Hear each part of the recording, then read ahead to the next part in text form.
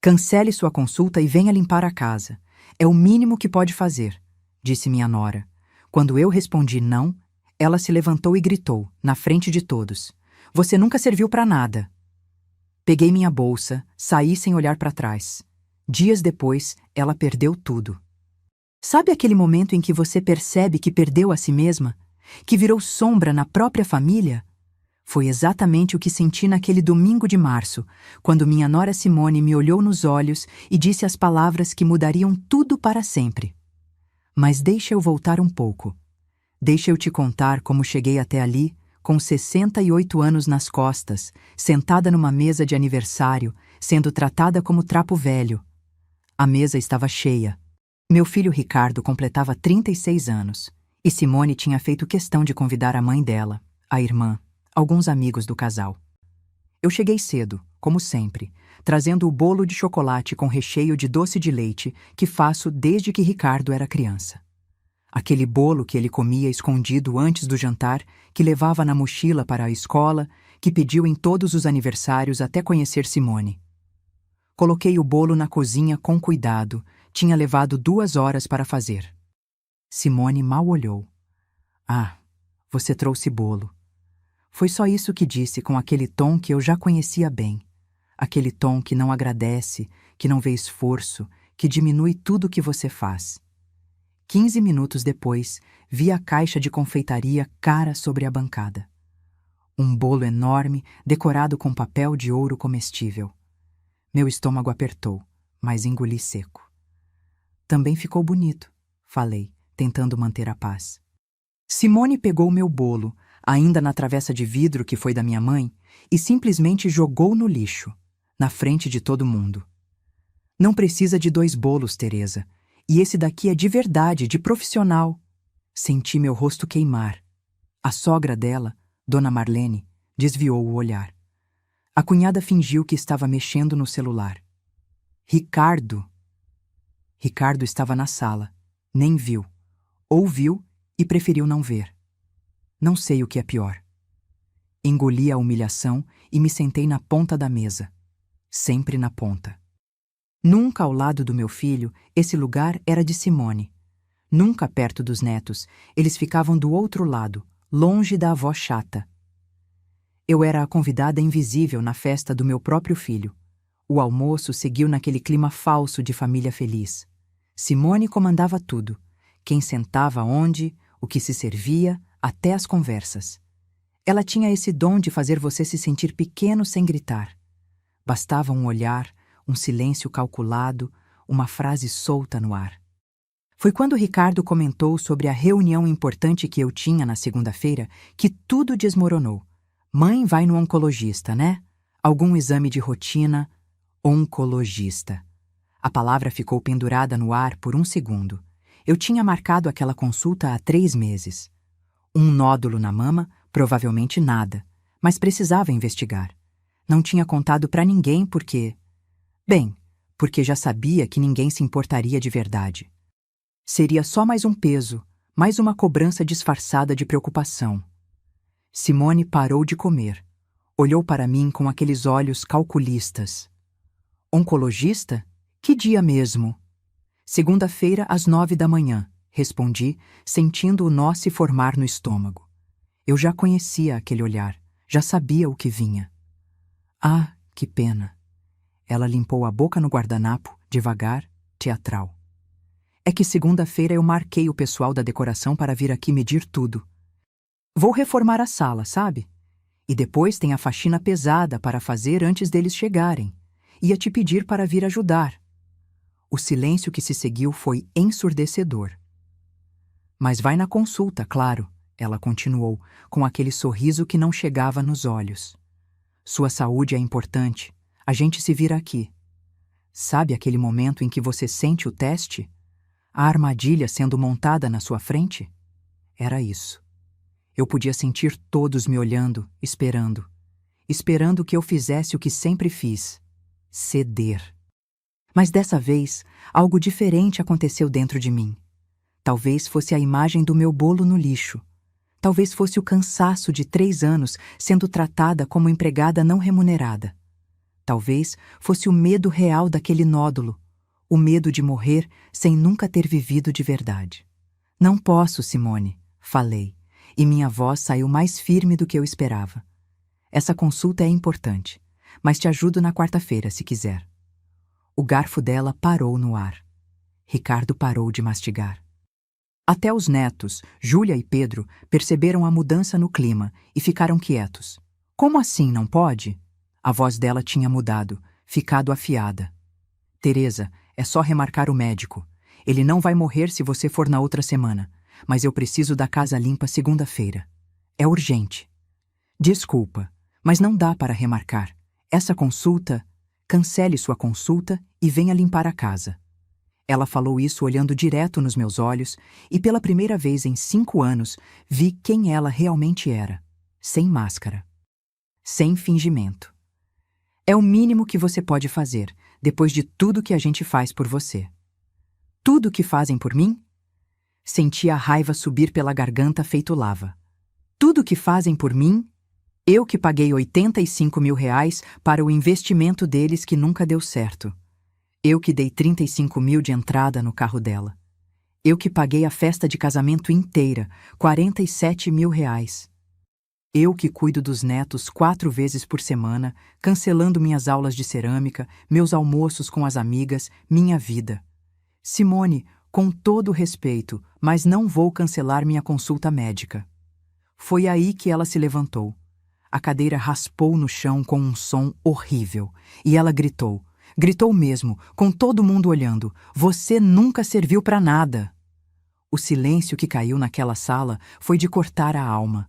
Até as crianças ficaram paralisadas. Dona Marlene olhou para o prato. A cunhada se levantou e foi para a cozinha. Os amigos do casal fingiram olhar o celular. E Ricardo? Ricardo estava ali, sentado, vermelho de vergonha, mas calado. Meu filho me olhou por um segundo e abaixou a cabeça. Foi nesse momento que eu entendi. Eu tinha perdido meu filho há muito tempo. Ou talvez nunca o tivesse tido de verdade. Me levantei devagar, peguei minha bolsa. Minhas mãos tremiam, mas não de medo. De clareza. Pela primeira vez em 3 anos, eu estava vendo tudo com nitidez absoluta. Olhei para cada pessoa naquela mesa. Olhei para Simone, com seu rosto deformado de raiva. Olhei para Ricardo, encolhido na cadeira. Olhei para os meus netos, confusos demais para entender o que acabara de acontecer. Lembrem-se deste dia, foi tudo o que disse. E saí, sem chorar, sem me explicar, sem pedir desculpas por ter a ousadia de colocar minha saúde em primeiro lugar. Fechei a porta atrás de mim e senti algo estranho. Alívio. Mas o que eu não sabia, enquanto descia naquele elevador com a visão embaçada, é que aquele era só o começo. Porque quando você decide se respeitar depois de anos de humilhação, o universo inteiro se reorganiza ao seu redor. E nem sempre isso é bonito de ver. Se você já passou por algo parecido, se já se sentiu invisível na própria família, deixe seu like e se inscreva no canal. Porque essa história está apenas começando. E o que aconteceu depois? Bem, Simone nunca imaginou que eu tivesse tanta força guardada. Quando cheguei em casa naquela tarde, me sentei no sofá da sala e fiquei olhando para o retrato de Osvaldo na parede. Meu marido, meu companheiro de 42 anos, morto há 3 anos de infarto fulminante, me deixando sozinha numa segunda-feira chuvosa de junho. Você me faria levantar a cabeça agora, né, velho? Falei para a foto. E pela primeira vez em muito tempo, senti vontade de rir. Não de alegria, de amargura. Porque finalmente estava enxergando o quanto eu tinha me perdido desde que ele partiu. Deixa eu te contar como cheguei até aquele ponto. Como uma mulher que sempre foi respeitada, que criou um filho com dignidade, que trabalhou lado a lado com o marido, construindo uma vida confortável, virou capacho da própria nora. Quando Osvaldo morreu, o mundo desabou. A gente tinha planos: viajar para o Nordeste, conhecer Fernando de Noronha, talvez passar uma temporada no sítio que compramos em Cunha. Mas o coração dele disse não. E eu fiquei, sozinha, com um apartamento de 3 quartos vazio demais, uma casa na praia que doía visitar e R$ 580.000 em investimentos que ele deixou organizados. Ricardo apareceu no velório com Simone. Eles tinham casado há 2 anos e eu ainda estava tentando gostar dela. Tentando ver nela a mulher que meu filho amava. Ela era bonita, isso sim. Cabelo loiro bem tratado, unhas sempre feitas, roupas de marca. Trabalhava como gerente de loja, ou pelo menos era o que ela dizia. Mãe, a senhora não vai ficar sozinha agora, Ricardo falou no dia do enterro, me abraçando forte. A gente está aqui. Você é nossa família. E eu acreditei. Deus do céu, como eu acreditei. Nos primeiros meses, eles vinham todo fim de semana. Traziam os netos, fazíamos almoço juntos, parecia que eu tinha voltado a ter uma família. Mas devagar, tão devagar que nem percebi, as visitas começaram a vir acompanhadas de pedidos. Mãe, a gente está meio apertado esse mês. A senhora poderia emprestar uns 5.000? É só até o Ricardo receber o bônus. 5.000 viraram 10, 10 viraram 20, sempre com promessa de devolução que nunca chegava. Depois veio o grande investimento. Ricardo tinha conhecido um sócio que queria abrir uma distribuidora de produtos importados. Coisa certa, retorno garantido. Precisava de R$ 85.000. Mãe, é a chance da minha vida. Vou dobrar esse dinheiro em 6 meses e devolvo tudo para a senhora. Osvaldo sempre dizia, Teresa, ajude nosso filho, mas não faça dele um dependente. Mas Osvaldo não estava mais ali. E eu estava tão sozinha, tão desesperada por sentir que ainda importava para alguém, que transferi o dinheiro no dia seguinte. 6 meses depois, o sócio sumiu. O investimento era fraude. Os 85.000 viraram pó. Ricardo chorou no meu ombro. Me desculpa, mãe. Eu fui idiota. Vou te pagar de volta, juro. Simone ficou em silêncio, mas percebi o olhar que ela deu para o marido. Não era de compaixão, era de raiva, como se Ricardo tivesse falhado numa missão. Depois veio a festa de casamento. Ah, a bendita festa que eles não tiveram quando casaram no civil. Simone queria algo decente, como ela dizia. Buffet, decoração, vestido importado. R$ 47.000 que saíram da minha conta para pagar um sonho que nem era meu. É para seu filho, Teresa. Uma mãe não quer ver o filho feliz? Claro que queria. Mas o que eu não sabia é que a felicidade deles dependia do meu bolso. O carro veio depois. Um SUV vermelho que Simone tinha visto e se apaixonado. 35.000 de entrada. Mãe, eu prometo que esse é o último pedido. Depois disso a gente não incomoda mais. Mentira. Porque depois da entrada do carro vieram os pedidos menores. 1.000 aqui para material escolar dos netos. 2.000 ali para um concerto. 500 para isso, 800 para aquilo. E eu dava, sempre dava. Porque cada vez que eu pensava em dizer não, via o rosto de Osvaldo me julgando. Não abandone nosso filho, Teresa. Mas não era só o dinheiro. Isso eu descobri foi tarde demais. Foi se instalando uma outra dinâmica, mais silenciosa, mais cruel. Simone começou a me ligar nos dias de semana. Teresa, você pode pegar os meninos na escola hoje? Surgiu um compromisso. Virou rotina. Segunda, quarta, sexta e sábado. Eu era a babá oficial. Cancelei meu curso de cerâmica. Cancelei os almoços com Dona Eduarda e Luísa, minhas amigas de 40 anos. Cancelei a fisioterapia para o joelho que dói desde que caí no banheiro. Porque os netos precisavam de mim, não é? E uma avó que presta coloca os netos em primeiro lugar. Só que os netos vinham, mas Ricardo e Simone não ficavam. Me entregavam às crianças e iam fazer suas coisas. Cinema, jantar, às vezes só resolver coisas. E eu ali, com Júlia e Pedro, amando aquelas crianças com todo o meu coração, mas sentindo que estava sendo usada. As visitas em casa mudaram também. Quando vinham almoçar, Simone trazia a lista do que eu devia fazer. Hoje quero lasanha, daquele jeito que a senhora faz. Ah, e faz uma sobremesa também? Os meninos adoram seu pudim. Eu cozinhava, limpava, servia. E eles comiam, sujavam e iam embora. Ninguém oferecia ajuda. Ninguém lavava um prato. Simone sentava no sofá mexendo no celular enquanto eu enchia a pia de louça. Uma vez ouvi ela falando ao telefone com uma amiga. Deixa as crianças com a sogra. Ela não tem mais o que fazer mesmo. Não tinha mais o que fazer. Como se minha vida inteira fosse um espaço vazio esperando ser preenchido pelas necessidades deles. Mas o pior, o que realmente me quebrou por dentro, foi quando contei para Ricardo sobre a depressão. Foi num momento de fraqueza, numa noite que ele veio buscar os meninos e me encontrou chorando na cozinha. Desabafei. Disse que estava me sentindo vazia, inútil, que sentia falta do pai dele, que os remédios que o psiquiatra receitou me deixavam tonta. Mãe, isso é normal. A senhora perdeu o papai. Vai passar. Ele me abraçou e naquele momento senti que meu filho ainda me amava. Mas 2 semanas depois, durante uma discussão sobre eu não poder ficar com os netos num sábado porque tinha consulta, ouvi Simone dizer: Teresa, não vem com essa história de cansaço. Ricardo me contou que você toma remédio para depressão. Você precisa é sair de casa, fazer algo útil. Cuidar dos netos ia te fazer bem. Senti o mundo rodar. Ricardo tinha contado. Tinha exposto minha fragilidade para ela usar como arma. Olhei para meu filho, esperando que ele dissesse algo. Qualquer coisa. Mas ele só desviou o olhar e sussurrou: Mãe, não leva para o lado pessoal. Não levar para o lado pessoal?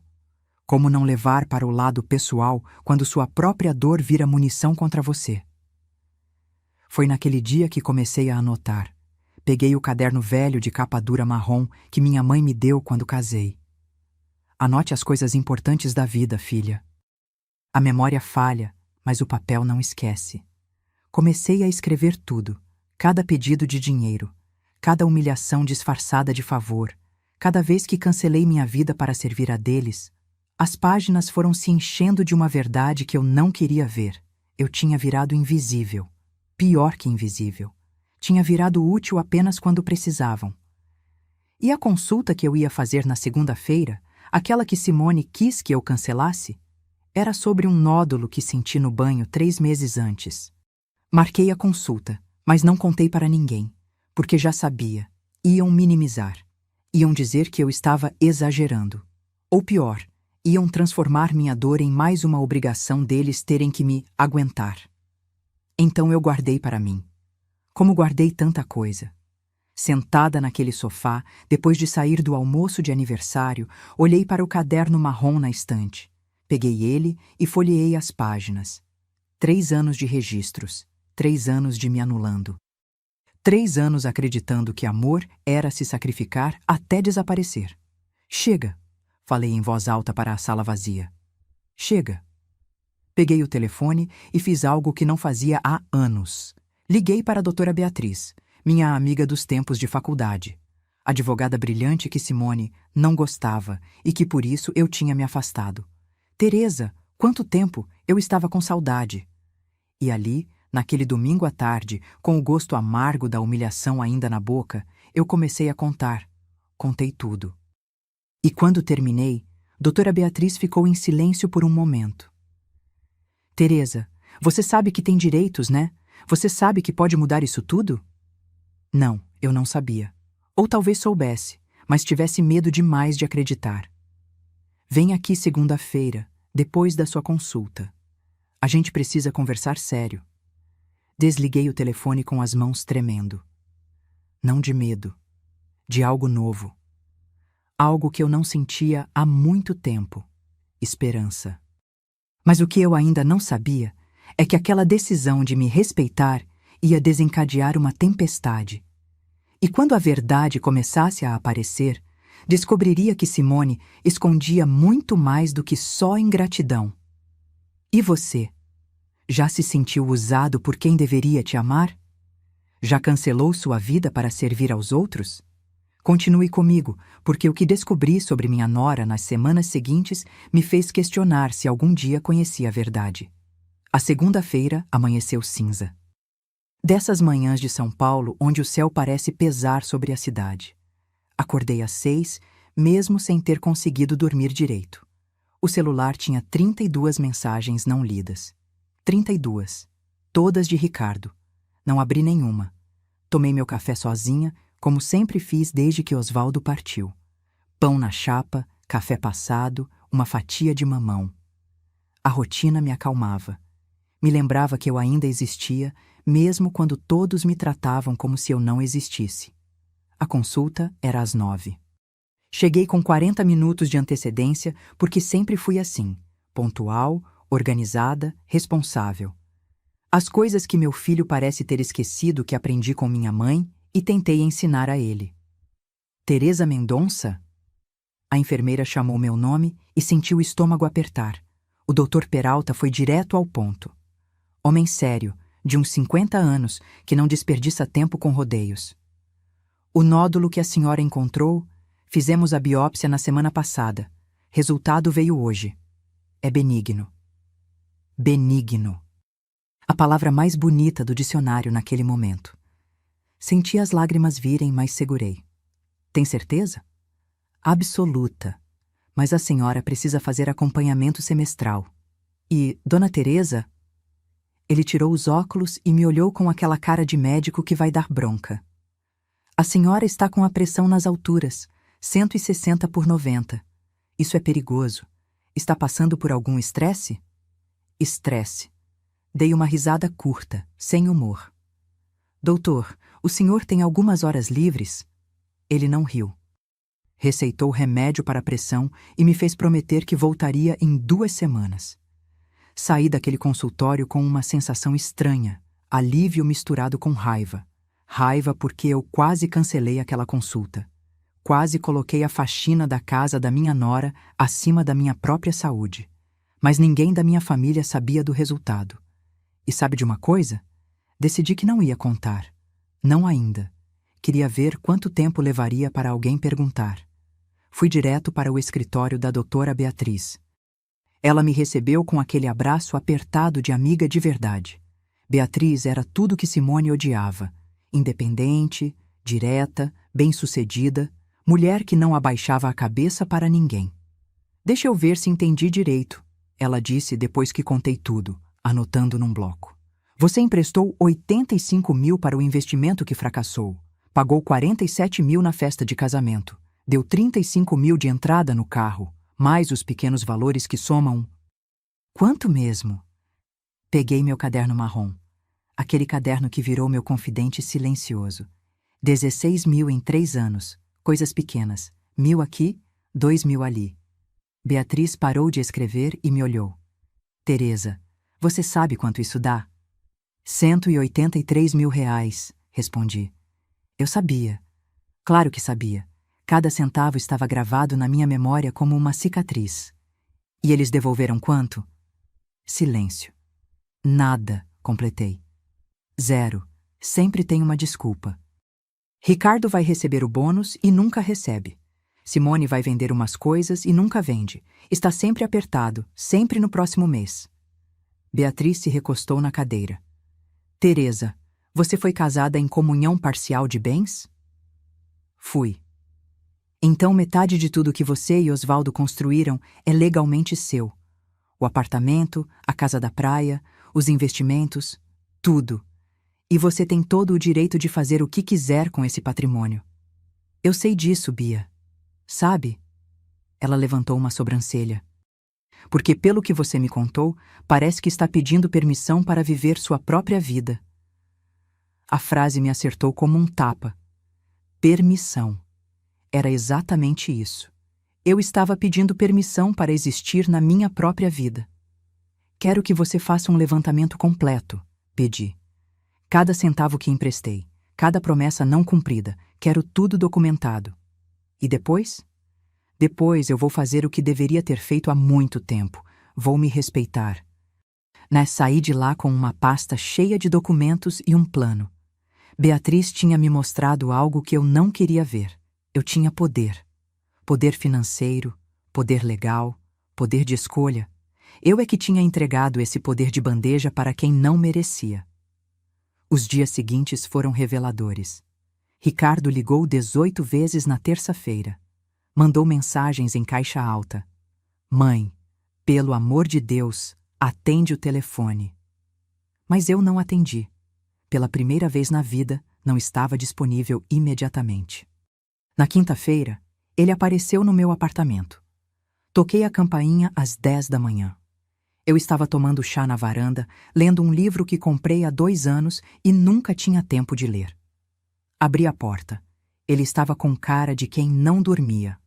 Barba por fazer, olhos fundos. Mãe, que história é essa de não atender telefone? A gente ficou preocupado. Preocupado. A palavra soou falsa até para ele. Entre, Ricardo. Minha voz saiu calma, fria até. Nem eu me reconheci. Ele entrou, olhando ao redor como se procurasse algo errado. A senhora está bem? Ficou chateada por causa de domingo? Chateada. Repeti a palavra devagar. Seu filho. Sua esposa me humilhou na frente de estranhos. Gritou comigo. Disse que eu nunca servi para nada. E você ficou sentado, em silêncio. Ele abaixou a cabeça. Mãe, Simone estava estressada. Ela não quis dizer aquilo. Não quis? Senti a raiva subir. Ricardo, olha para mim.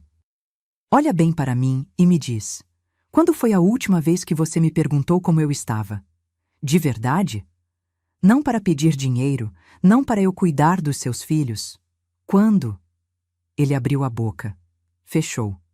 Não tinha resposta. Você sabe onde eu fui na segunda-feira? No médico, né? Alguma consulta que a senhora fez questão? Oncologista, cortei. Fui no oncologista investigar um nódulo na mama, sozinha, sem contar para ninguém, porque já sabia que ninguém ia realmente se importar. Sabia que viraria o meu problema em mais uma inconveniência. Vi o rosto dele descorar. Mãe, o quê? Por que não contou? Porque você me ensinou a não contar, Ricardo. Minha voz tremeu, mas continuei. Toda vez que eu tentava falar dos meus problemas virava peso. Toda vez que eu precisava de algo, era drama. Mas quando você precisa? Ah, aí eu tenho que largar tudo, inclusive minha saúde. E o resultado? Benigno, mas isso não é o ponto. O ponto é que vocês me transformaram em alguém que tem medo de ser um incômodo na própria família. Ricardo sentou no sofá, a cabeça entre as mãos. Eu não sabia que a senhora se sentia assim. Não sabia porque não quis ver. Sentei na poltrona em frente a ele. Ricardo, eu te amo. Você é meu filho, mas eu não aguento mais ser tratada como empregada não remunerada. Não aguento mais ser chamada só quando precisam de algo. Não é assim. É sim. Peguei o caderno marrom. Aquele caderno que carregava 3 anos de dor. Quer que eu leia?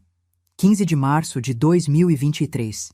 Simone pediu que eu cancelasse o dentista para buscar os meninos porque ela tinha a unha marcada. 22 de abril. Ricardo pediu 3.000 emprestados para consertar o ar-condicionado. Nunca devolveu. 1º de junho. Simone jogou meu bolo no lixo e me chamou de... Chega, mãe, chega. Ele estava chorando. Eu entendi. Entendeu? Me levantei. Porque tem mais, filho. Muito mais. E a partir de hoje, as coisas vão mudar. Eu vou mudar. O que a senhora quer dizer? Quero dizer que não vou mais emprestar dinheiro. Não vou mais cancelar minha vida para servir a de vocês. Não vou mais aceitar desrespeito disfarçado de intimidade. Vi o pânico passar pelos olhos dele. E entendi. Ele tinha medo. Medo de perder o banco, porque era isso que eu era para eles. Um banco sempre aberto, sempre disponível. Mãe, a gente precisa conversar sobre isso com calma. Não tenho o que conversar, já está decidido. Abri a porta. Agora, se me dá licença, tenho uma aula de cerâmica daqui a 40 minutos. Voltei a fazer as coisas que amo. Ele saiu devagar, olhando para trás como se não me reconhecesse.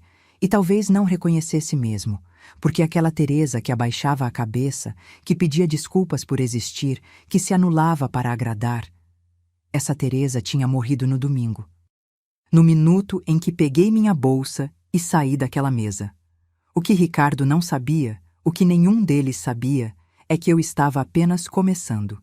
Porque nas semanas seguintes começaria a descobrir segredos.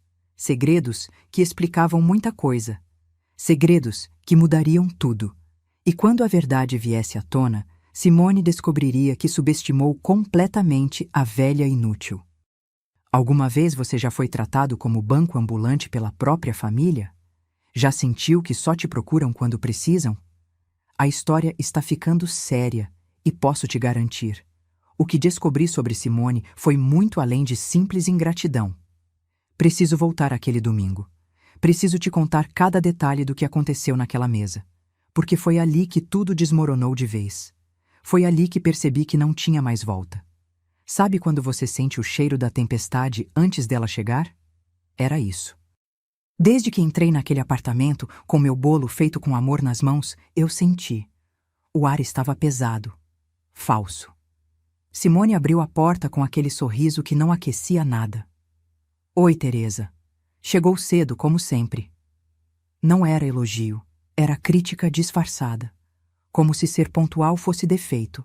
A sala estava diferente. Ela tinha comprado móveis novos, um sofá cinza enorme, daqueles que custam o salário de 3 meses de uma pessoa comum. Almofadas de veludo, uma mesa de centro de mármore, tudo caro. Tudo ostentação. E eu ali, lembrando dos 85 mil que perderam no investimento fracassado. Ficou bonito, falei, porque era o que se esperava de mim. Sempre falar o que esperavam. Você acha? Eu queria o sofá bege, mas Ricardo achou muito claro por causa das crianças. Ela nem olhou para mim enquanto falava. Estava ocupada organizando os guardanapos de linho para um almoço de família. Quem usa guardanapo de linho? Levei o bolo para a cozinha. A cozinha estava impecável. Cheiro de desinfetante misturado com o perfume caro que Simone sempre usava. Aquele perfume francês que custava R$ 900 o frasco. Eu sabia por que tinha dado de presente no aniversário dela, porque Ricardo sugeriu que seria uma boa ideia. Coloquei o bolo na bancada com cuidado. Tinha forrado com papel de seda, colocado num suporte bonito, chocolate com doce de leite, 3 camadas, cobertura brilhante. 2 horas de trabalho. 2 horas lembrando de quando Ricardo era pequeno e lambia a tigela. Você trouxe bolo! A voz de Simone atrás de mim me fez pular. Ela olhou para minha criação como se fosse algo suspeito. Não precisava, Teresa. Já tinha encomendado um. Mas esse é o preferido do Ricardo desde criança. Eu sei. Você já contou essa história umas 50 vezes. Ela pegou o celular e começou a digitar, me ignorando completamente. Engoli a raiva. Voltei para a sala. Dona Marlene, a mãe de Simone, já tinha chegado. Uma mulher de 60 e poucos anos, sempre maquiada, sempre com roupa de academia, mesmo sem pisar numa academia. Ela me cumprimentou com aquele beijinho no ar que não encosta na pele. Teresa, como vai? Bem, Dona Marlene. E a senhora? Ah, correndo, sabe como é. Tenho pilates, depois cabeleireiro. Ela continuou falando sobre a agenda ocupadíssima dela, e eu fingi interesse. Sempre fingi interesse. A irmã de Simone, Roberta, chegou logo depois com o marido. Roberta era a versão mais nova e mais arrogante da cunhada. Trabalhava com marketing digital e não perdia a chance de falar sobre os projetos incríveis que estava desenvolvendo. Os amigos do casal foram chegando, gente que eu não conhecia, que me cumprimentavam educadamente e logo me esqueciam. Eu era a sogra, a peça de decoração da festa. Ricardo apareceu na sala vindo do quarto, já vestido com aquela camisa polo cara que Simone tinha comprado. Ele sorriu quando me viu. Oi, mãe, trouxe o bolo? Trouxe, filho, seu favorito. Que legal! Ele realmente pareceu feliz por um segundo. Mas então, Simone surgiu atrás dele e o momento se desfez. Ricardo, vem me ajudar a organizar as bebidas. E ele foi. Sempre ia quando ela chamava. Júlia e Pedro estavam no quarto assistindo o desenho. Fui até lá, como sempre fazia. Meus netos. Meus amores. Júlia tinha 4 anos, cachinhos loiros igual a mãe, olhos grandes e curiosos. Pedro, 7 anos, sério demais para a idade, já aprendendo a ficar quieto quando os adultos falavam alto. Vovó! Júlia pulou no meu colo. Aquele abraço apertado de criança que acha que a avó é o lugar mais seguro do mundo. Minha princesa, você está linda. Ela estava com um vestido rosa cheio de babados, roupa cara, desconfortável, escolhida por Simone. Pedro me deu um abraço mais contido. Oi, vó. Como está, meu amor? Estudando bastante? Tô. Ele voltou para o desenho. Percebi que ele tinha olheiras. Uma criança de 7 anos com olheiras. Você está dormindo bem, Pedro? Ele deu de ombros. Aquele gesto que adulto faz quando não quer falar sobre algo. 7 anos e já aprendendo a guardar segredos. Crianças, venham almoçar. A voz de Simone ecoou pelo apartamento. Fomos todos para a mesa, e foi ali que comecei a sentir o aperto no peito. A mesa estava posta com capricho. Toalha bege, louça branca, copos de cristal. Mas quando fui sentar, Simone indicou a ponta mais distante de Ricardo. Fica ali, Teresa. Assim dá para você ajudar a servir as crianças. Ajudar a servir. Não sentar perto do filho no aniversário dele. Ajudar a servir. Me sentei. Júlia e Pedro ficaram do meu lado, pelo menos. Ricardo na cabeceira, Simone ao lado dele. Dona Marlene e Roberta do outro lado. Os amigos distribuídos. E eu na ponta, com as crianças, a babá da festa. A comida estava boa, tinha que admitir. Simone tinha encomendado tudo de um buffet caro. Lasanha, salpicão, peru assado, arroz grego, fartura. Aquele tipo de fartura que impressiona a visita. Comemos. Conversaram sobre assuntos que eu não entendia. Projetos, investimentos, viagens que planejavam. Ninguém me incluía nas conversas. Eu era a sombra na ponta da mesa. Foi quando serviram o bolo que eu vi. Simone levantou com aquele sorrisinho vitorioso e trouxe da cozinha uma caixa enorme de confeitaria. Um bolo de 3 andares decorado com papel dourado comestível, flores de açúcar, escrito Feliz Aniversário Ricardo, em letra elegante. Gente, olhem que lindo! Encomendei da Doce Tentação, aquela confeitaria que está bombando. Todo mundo aplaudiu. Tiraram fotos. Ricardo sorriu, abraçou a esposa. Ficou incrível, amor. Ninguém mencionou meu bolo. Ninguém. E o bolo que a mãe trouxe? Ricardo perguntou, e meu coração deu um pulo de esperança. Simone riu. Aquela risada curta, cortante. Ah, aquele. Teresa, você não se importa, né? É que não precisa de 2 bolos, e esse daqui é de verdade, de profissional. Senti o rosto queimar. De verdade, de profissional, como se eu fosse amadora, como se meu amor não valesse nada. Ela foi até a cozinha e voltou com meu bolo. Na frente de todo mundo, abriu a tampa do lixo e jogou dentro. A travessa de vidro bateu nas outras coisas do lixo com um som que ecoou na minha alma. Pronto, assim a gente tem mais espaço na geladeira. O silêncio que caiu foi constrangedor. Dona Marlene olhou para o prato. Roberta fingiu mexer no celular. Os amigos ficaram sem graça. Ricardo abriu a boca. Fechou. Não disse nada. E eu engoli. Engoli a humilhação como tinha engolido tantas outras. Engoli e sorri. Tudo bem, realmente não precisava de 2. Mas não estava tudo bem. E eles sabiam. Continuamos o almoço naquele clima esquisito. Comeram o bolo caro, tiraram mais fotos, fingiram que estava tudo perfeito. Eu fiquei quieta na minha ponta, ajudando Pedro a comer, limpando a boca de Júlia, sendo útil como sempre. Foi quando Ricardo mencionou minha consulta que a bomba explodiu. Ah, mãe, tem consulta segunda-feira, né? Algum médico? Oncologista, completei. Minha voz saiu mais alta que eu pretendia. Mais firme. Vou no oncologista investigar um nódulo. Vi os olhos de Simone brilharem. Não de preocupação, de oportunidade. Oncologista? Que dia mesmo, Teresa? Segunda-feira, 9 da manhã. Ela limpou a boca no guardanapo com aquela delicadeza estudada. Ah, que pena mesmo. Que coincidência ruim. Senti o nó no estômago. Conhecia aquele tom.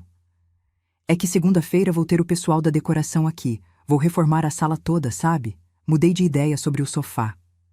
Ela olhou ao redor como se todos fossem testemunhas.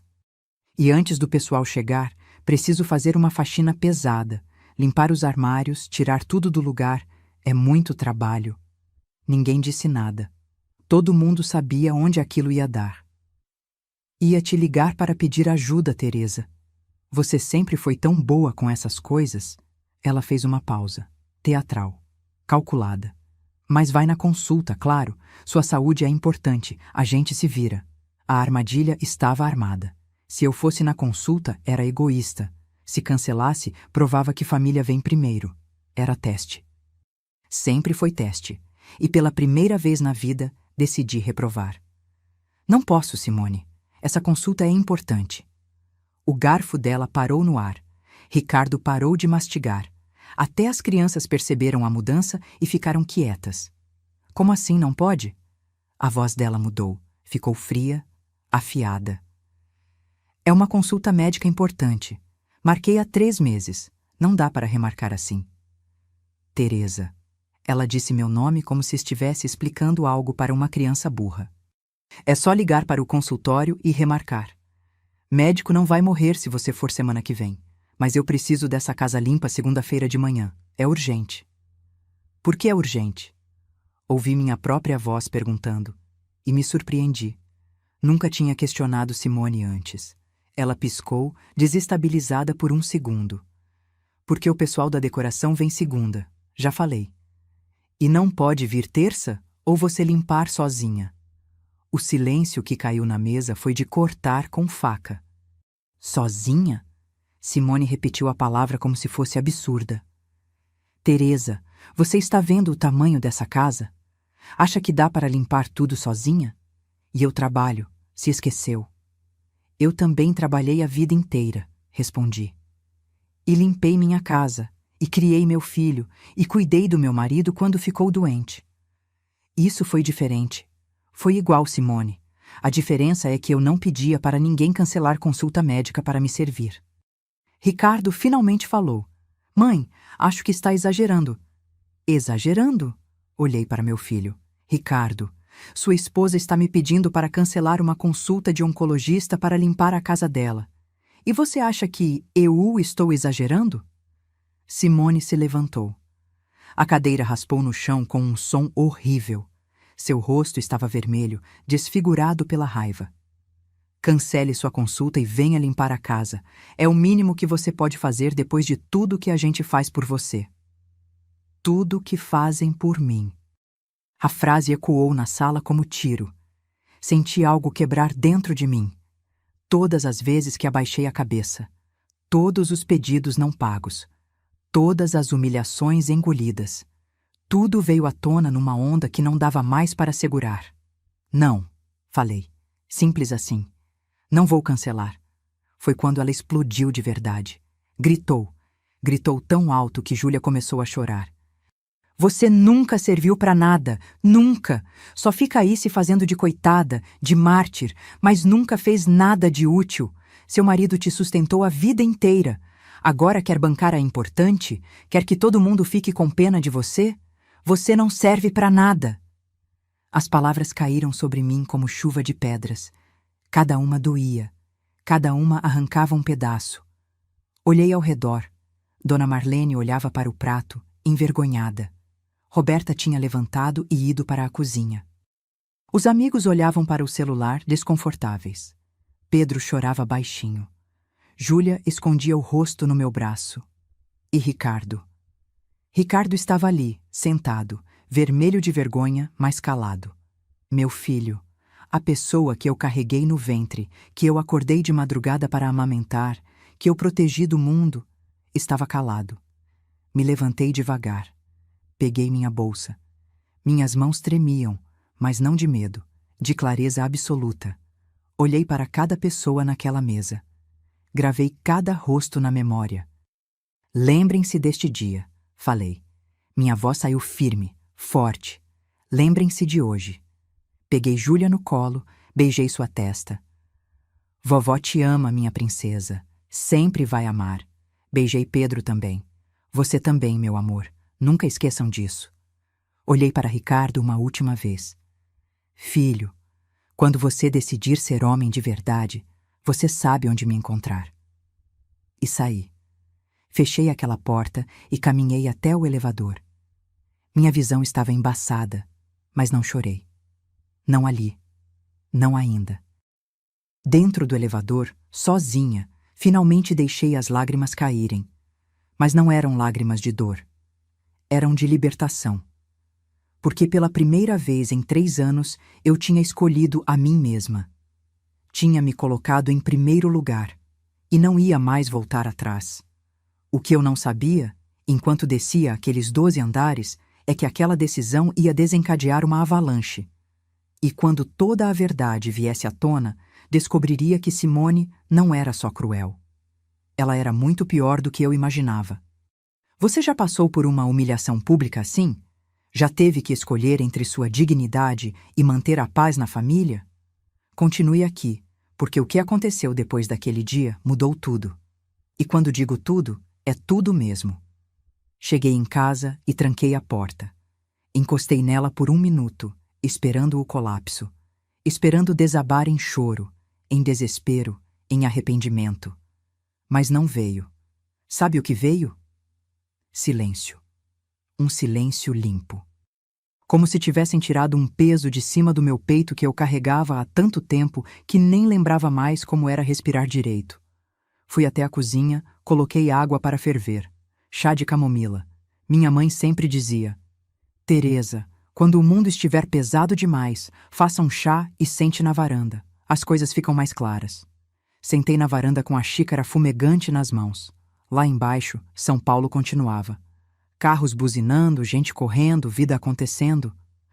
O mundo não tinha parado porque eu decidi me respeitar. Que alívio estranho perceber isso. Peguei o celular.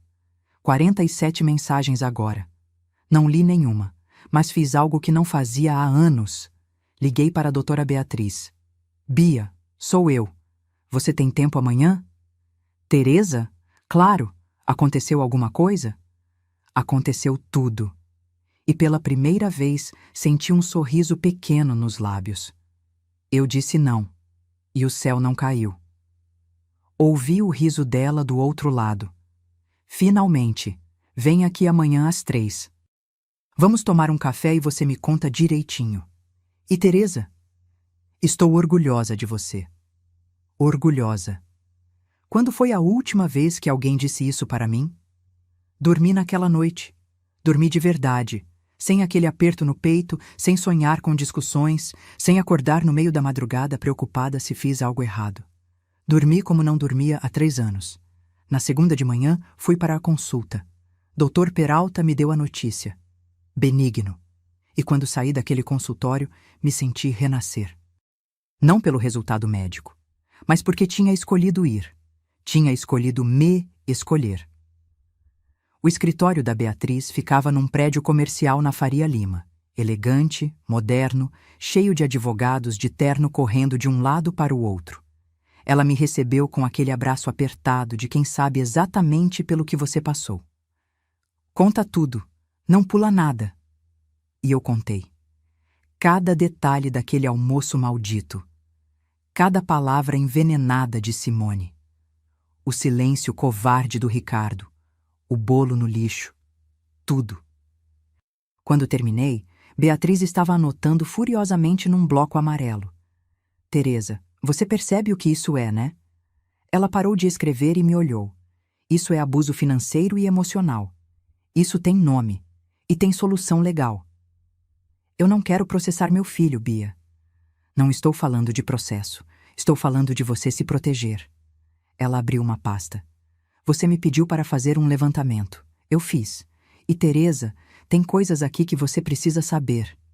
Senti o estômago apertar. Que tipo de coisas? Os 85 mil reais que eles perderam no investimento, eu pesquisei. A empresa existiu sim, mas fechou não porque o sócio sumiu. Fechou porque nunca investiu em nada. Era esquema de pirâmide. Ricardo botou o dinheiro e em 3 meses estava zerado. Mas ele disse que o sócio mentiu ou não quis ver a verdade. Mas tem mais. Beatriz deslizou um papel na minha direção. Consegui alguns extratos. Você sabia que Simone tem histórico de dívidas? Peguei o papel. Minha vista estava embaçada, mas consegui ler. Empréstimos consignados. Cartões de crédito no limite. Financiamentos atrasados. Total, R$ 167 mil em dívidas. Como você conseguiu isso? Tenho meus contatos. E Teresa, isso é só o que consegui rastrear oficialmente. Aposto que tem mais. Ela se inclinou para a frente. Sabe o que isso significa? Significa que aqueles 85 mil provavelmente foram para cobrir buraco de dívida, não para investimento nenhum. Senti a sala girar. Ricardo sabe disso? Duvido muito. Simone é esperta. Esse tipo de mulher sabe esconder muito bem. Que tipo de mulher? Mas eu já sabia a resposta. O tipo que casa pensando em patrimônio, não em amor. Beatriz pegou minha mão. Teresa, eu sei que dói ouvir isso, mas você precisa abrir os olhos. Seu filho foi manipulado, e você virou o caixa eletrônico dessa manipulação. Fiquei em silêncio, processando. 3 anos. 3 anos acreditando que estava ajudando meu filho a construir uma vida, quando, na verdade, estava financiando os vícios escondidos de uma manipuladora. O que eu faço agora? Você se protege. Primeiro, vai no banco amanhã e remove seu nome de qualquer documento que tenha assinado como garantidora. Qualquer coisa. Financiamento, empréstimo, o que for. Tem alguma coisa assim? A casa deles. Você assinou como garantidora quando eles compraram. Lembra? Lembrava.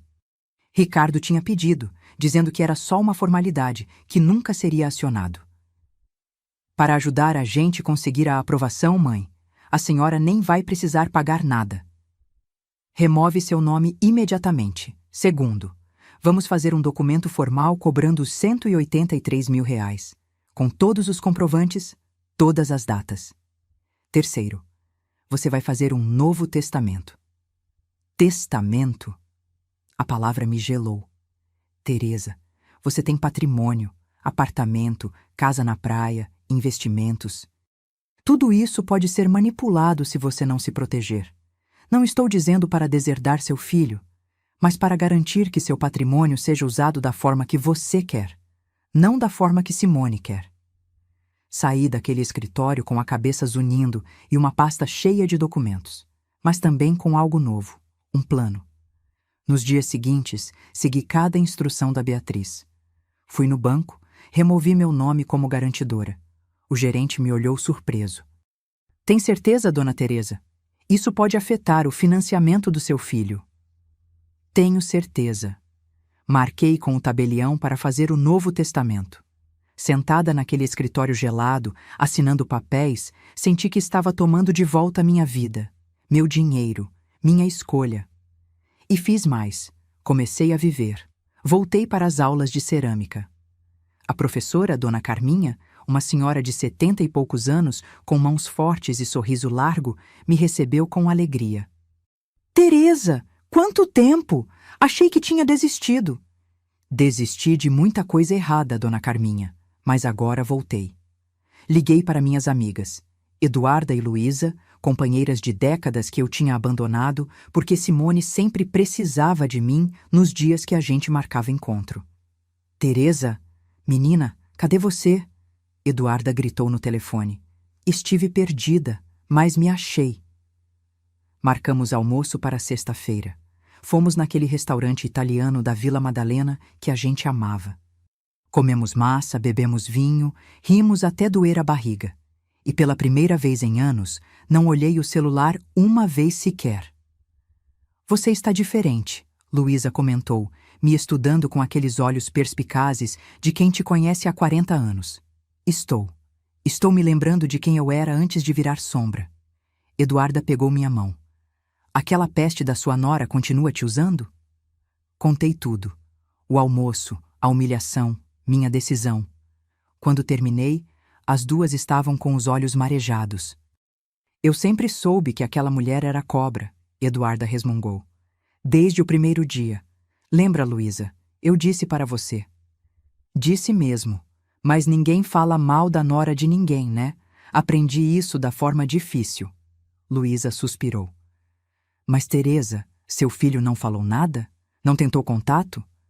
Tentou, não atendi. E vai atender? Fiquei em silêncio. Boa pergunta. Não sei ainda. Preciso que ele entenda que as coisas mudaram, que eu mudei. Comecei terapia também.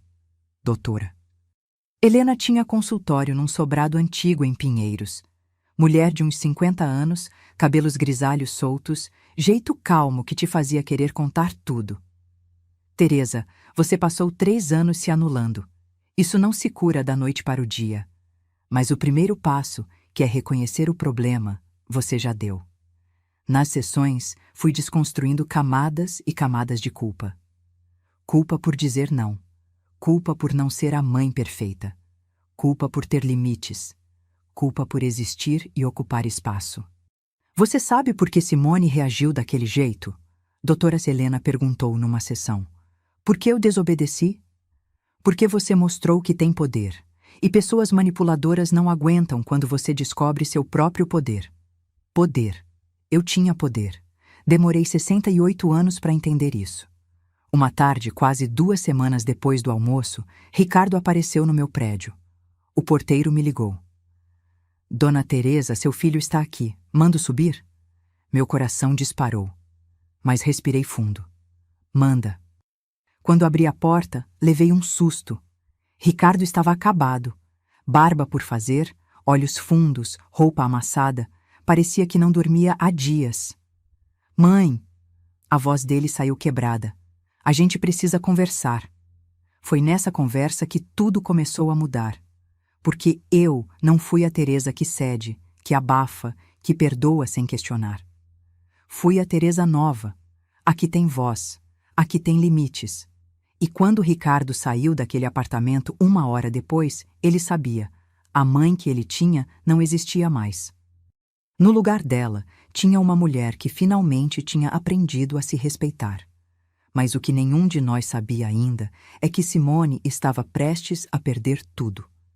E quando digo tudo, é porque a verdade estava muito mais podre do que qualquer um imaginava. Você já teve que reaprender a se respeitar? Já precisou olhar no espelho e reconhecer a pessoa que se tornou para agradar os outros? Fica comigo, porque o próximo capítulo vai te mostrar até onde uma manipuladora é capaz de ir quando começa a perder o controle. Ricardo estava na minha frente, mas parecia um estranho. Olheiras profundas, mãos tremendo, aquele jeito de quem carrega um peso que não consegue mais sustentar sozinho. Entra, falei, me afastando da porta. Ele entrou devagar, olhando ao redor como se estivesse em território desconhecido. E talvez estivesse. Porque aquela não era mais a casa onde ele podia chegar e pedir qualquer coisa. Aquela era minha casa. E eu era dona dela novamente. Quer café? Perguntei, indo para a cozinha sem esperar resposta. Mãe, Ele me seguiu. A senhora está bem? Estou ótima. Coloquei a água para esquentar. Dormindo bem, comendo bem, vivendo bem. O silêncio que caiu foi desconfortável. Ele não esperava essa resposta. A senhora nem atendeu minhas ligações. Por que não quis? Peguei 2 xícaras. Café ou chá? Tanto faz. Ele puxou a cadeira e sentou, a cabeça entre as mãos. Mãe, sobre domingo. Simone estava fora de si. Ela não queria dizer aquelas coisas. Parei de mexer o café. Virei devagar para ele. Ricardo, olha para mim. Ele levantou a cabeça. Sua esposa me humilhou na frente de estranhos. Gritou comigo. Disse que eu nunca servi para nada. Jogou meu bolo no lixo como se fosse resto de comida. Minha voz estava calma, mas firme. E você ficou sentado, calado. Eu não sabia o que fazer. Não sabia? Senti a raiva subir. Não sabia que devia defender sua mãe? A mulher que te criou sozinha quando seu pai trabalhava até tarde? Que acordava de madrugada quando você tinha febre? Que vendeu as próprias joias para pagar sua faculdade particular? Ele abaixou a cabeça de novo. Desculpa. Desculpa não basta, Ricardo. Coloquei a xícara na frente dele com força. Um pouco do café derramou no pires. Você tem 36 anos. Não é mais criança. Você escolheu ficar em silêncio enquanto sua esposa me destroçava. Isso diz muito sobre o homem que você se tornou. Vi as lágrimas escorrerem pelo rosto dele. E uma parte de mim, aquela parte de mãe que nunca morre completamente, quis abraçá-lo. Dizer que estava tudo bem, mas não estava tudo bem.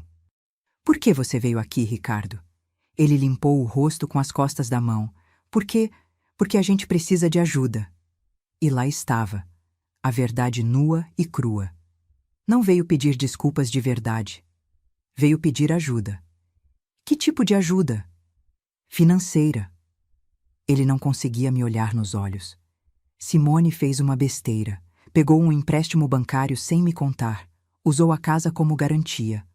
Agora estão cobrando e... Mãe, são 95 mil reais. 95 mil reais. O número ficou pendurado no ar. Para que ela pegou esse dinheiro? Para abrir o salão de beleza. Ela disse que tinha investidor, mas mentiu. Pegou tudo no banco e agora não tem como pagar. E você quer que eu pague? Mãe, vão tomar a casa.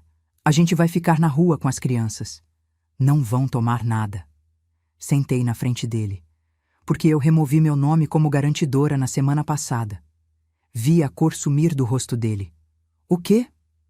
Fui no banco segunda-feira. Assinei a remoção. Aquela casa é problema de vocês, não meu. Mas como a senhora pôde fazer isso? Ele estava em pânico real agora. Mãe, a gente conta com a senhora. É exatamente esse o problema, Ricardo. Vocês contam comigo, como se eu fosse recurso, não pessoa. Peguei minha xícara, bebi um gole. Estava quente, queimou a língua, mas não demonstrei. Não vou pagar essa dívida. Mas, e tem mais, eu quero meu dinheiro de volta. Silêncio total. Até o barulho da rua lá fora parecia ter parado. Que dinheiro? Ele perguntou, mas já sabia. Levantei, fui até o armário da sala e voltei com a pasta que Beatriz tinha preparado. Joguei na mesa. Papéis se espalharam. Comprovantes, recibos, anotações. 85 mil do investimento que fracassou. 47 mil da festa de casamento. 35 mil da entrada do carro. 16 mil em empréstimos pequenos que nunca foram devolvidos. Total, 183 mil reais. Ricardo olhou para os papéis como se fossem bomba prestes a explodir. Minha advogada já preparou tudo. Notificação formal. Vocês têm 90 dias para começar a pagar. Pode ser parcelado, pode ser como vocês quiserem, mas eu quero meu dinheiro. Mãe, a senhora enlouqueceu? Ele levantou, nervoso. A gente não tem esse dinheiro.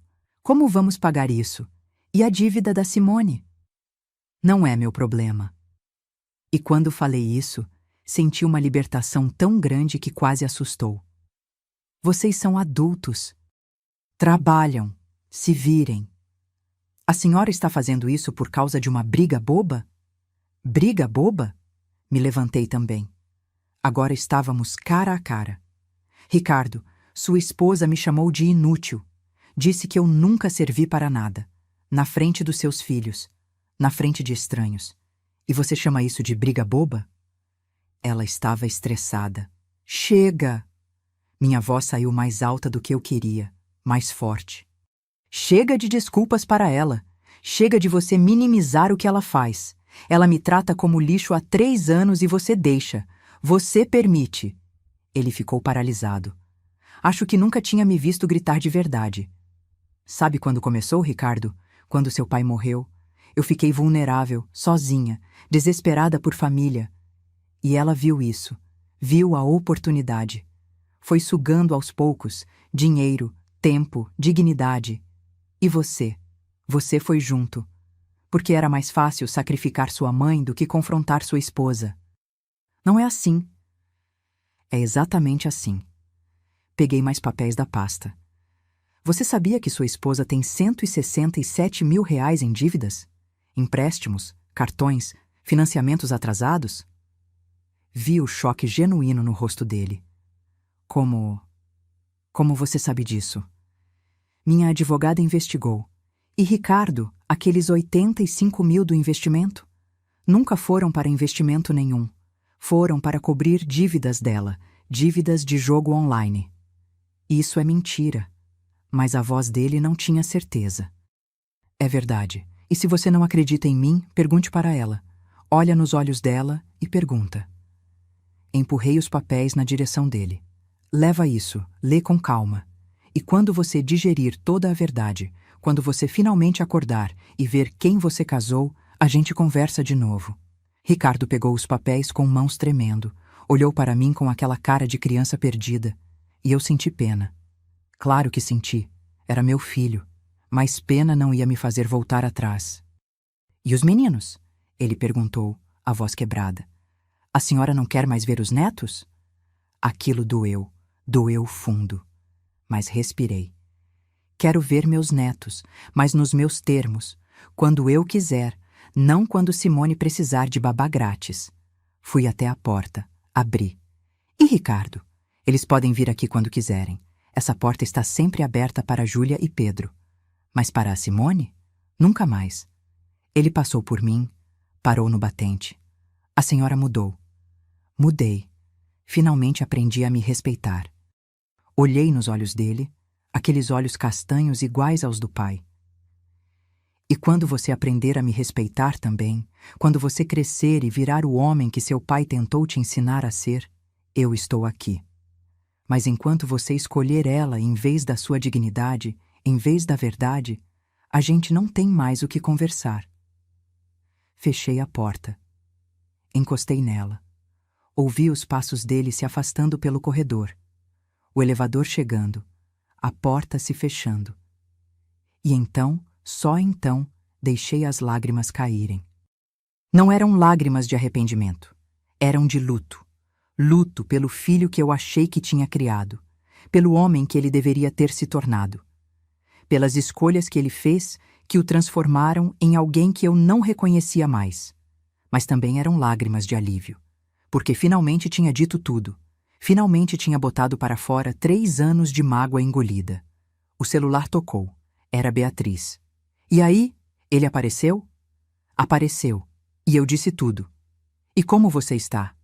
Estou... Parei para pensar na palavra certa. Estou inteira. Pela primeira vez em anos, estou inteira. Ouvi o sorriso dela do outro lado. Isso é tudo que importa, Teresa. E agora? O que você vai fazer? Vou viver, vou fazer cerâmica, vou almoçar com minhas amigas, vou cuidar de mim. Olhei pela janela. O sol estava se pondo, tingindo o céu de laranja e rosa. E vou esperar, porque uma hora a verdade aparece, sempre aparece. E apareceu. Meu Deus, como apareceu! 3 dias depois, recebi uma ligação. Número desconhecido. Quase não atendi, mas algo me disse para atender. Alô? Teresa Mendonça? Voz feminina, jovem, nervosa. Sim, quem fala? Meu nome é Fernanda. Eu preciso te contar uma coisa sobre a Simone. E foi aí que tudo começou a desmoronar de verdade. Porque o que Fernanda me contou naquele telefonema me fez perceber que eu não conhecia nem metade da verdade. E a verdade? A verdade era muito mais suja do que eu jamais imaginei. Você já descobriu que a pessoa que você achava que conhecia era completamente diferente?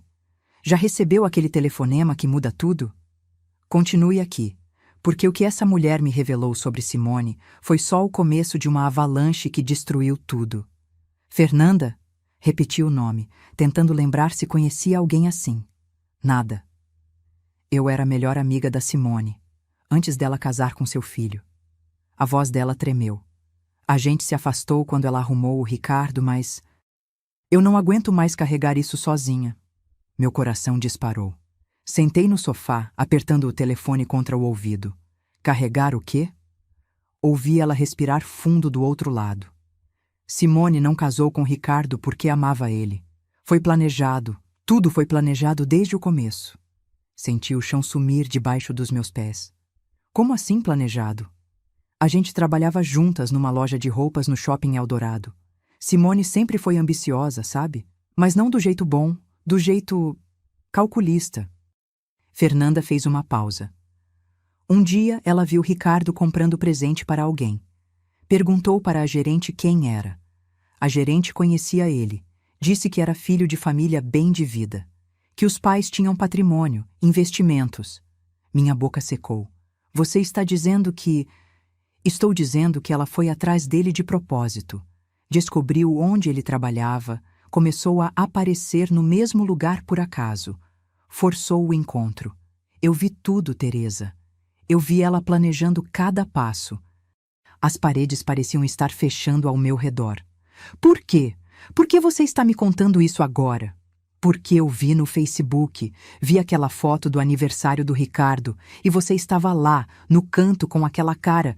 Eu reconheci aquela cara. É a mesma cara que minha mãe tinha quando meu padrasto sugava tudo dela. A voz de Fernanda quebrou.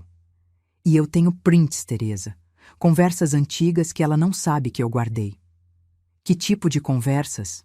Do tipo que mostra quem ela realmente é. Posso te mandar? Manda. Me manda tudo. Desliguei o telefone e fiquei ali, parada, tentando processar. 5 minutos depois, meu celular começou a apitar. Mensagens. Dezenas delas. Prints de conversas entre Simone e Fernanda de 5 anos atrás. Abri a primeira. Minha visão ficou embaçada, mas forcei os olhos a lerem. Simone. Fernanda. Achei o cara perfeito. Trabalha em empresa boa, família tem dinheiro e o melhor, é meio bobinho, sabe? Daqueles que acreditam em qualquer coisa. Fernanda. Mas tu gosta dele, Simone? Gostar? Amiga, acorda. Amor não paga conta. A mãe dele é viúva, tem apartamento no centro, casa na praia, é filho único. Faz as contas. Fernanda. Simone, isso é loucura. Simone. Loucura é ficar pobre. Eu vou casar com ele, ter uns filhos para garantir, e depois é só administrar a sogra. Viúvas carentes são fáceis de manipular. Daqui 5 anos tô vivendo bem. Senti náusea subir pela garganta. Continuei lendo. Simone. O idiota pediu em casamento, anel de 12 mil. Disse que a mãe ajudou a pagar. Perfeito. Ela já tá no esquema sem nem saber. Fernanda. E se ele descobrir que tu só quer o dinheiro? Simone. Não vai. É apaixonado demais. E homem apaixonado é homem cego. Já comecei a plantar a sementinha sobre a sogra ser controladora. Ele já tá achando que ela quer atrapalhar nossa felicidade. Fácil demais. Cada palavra era uma facada. Cada frase mostrava a frieza, o cálculo, a maldade pura. Continuei deslizando, lendo cada conversa, e quanto mais lia, mais escuro ficava. Simone. A velha pagou a festa inteira, 47 mil. Falei que se ela não pagasse, eu ia cancelar tudo e casar no civil. Óbvio que ela não ia deixar o filhinho passar vergonha. Fernanda. Tu tem coragem mesmo. Simone. Coragem? Estratégia?